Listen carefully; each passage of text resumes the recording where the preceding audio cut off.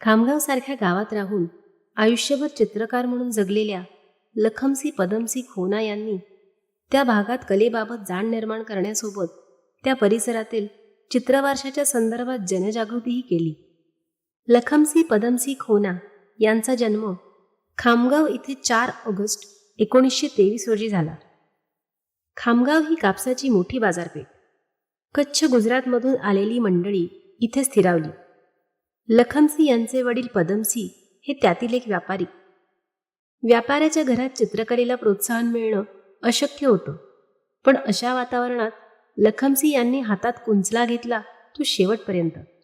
त्यांचं प्राथमिक शिक्षण खामगाव महानगरपालिकेच्या शाळेत झालं, तर टिळक राष्ट्रीय विद्यालयातून त्यांनी मॅट्रिक पूर्ण केलं. तिथंच त्यांच्या कला शिक्षणालाही प्रारंभ झाला. पंधी गुरुजींच्या मार्गदर्शनाखाली कळत नकळत चित्रकलेबरोबर अन्य कलागुणही रुजत गेले. लखमसी व्यापारात रमणार नाही हे लक्षात आल्यावर त्यांचा चित्रकला शिक्षणाचा निर्णय घरच्यांनी नाईलाजाने मान्य केला. खोना यांचं पुढील शिक्षण मुंबईच्या नूतन कला मंदिरात सुरू झालं. सुरुवातीच्या 2 परीक्षा झाल्यानंतर त्यांनी सर जे स्कूल ऑफ आर्टमध्ये प्रवेश घेतला. शिष्यवृत्ती मिळवून त्यांनी GD आर्ट ही पदविका प्राप्त केली. 1944 मध्ये म्हणजे वयाच्या 21व्या वर्षी खोना यांनी कलाध्यापनाची सुरुवात केली.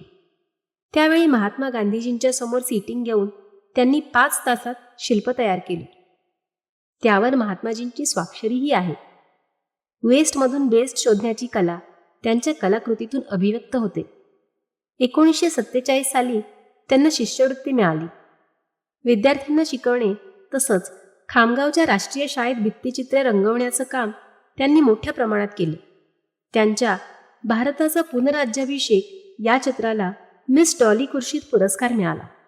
खोना यांनी श्री समस्त कच्ची दशा ओसवाल जैन ज्ञाती संमेलन अहवालाचे मुखपृष्ठावरील चित्र व हुबळीत 1981 मध्ये झालेल्या अधिवेशनाची संपूर्ण सजावट केली. माटुंग्याच्या तेरासरमधील भित्तिचित्रांची अवस्था खूप खराब झाली होती.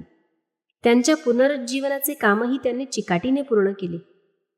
व्यावसायिक व्यक्तिचित्रकलेच्या क्षेत्रात ते आयुष्यभर कार्यरत राहिले. एडनच्या गांधी सभागृहात लखमसी खोना यांनी काढलेलं महात्मा गांधीजींचं पूर्णाकृती तैलचित्र 1950 साली लावण्यात आलं. इंदिरा गांधी आणि मोतीलाल नेहरूंची तैलचित्र दिल्ली इथं त्यांच्या निवासस्थानी आहेत. भुज, कच्छ इथे खोना यांनी सरदार वल्लभभाई पटेल यांचं पूर्णाकृती तैलचित्र रंगवलं. उमेद भवनमध्ये त्यांनी रंगवलेलं पंडित जवाहरलाल नेहरू तसंच वल्लभभाईंचं लाईफ साईज तैलचित्र आहे. महाराष्ट्र विधान भवन सभागृहातील मोरारजीभाई देसाईंचं तैलचित्र त्यांनी रंगवलं आहे. परोपकारी, स्नेहशील, मृदुभाषी व्यक्तिमत्वाच्या लखमसी खोना यांचं 13 जुलै 2006 रोजी निधन झालं.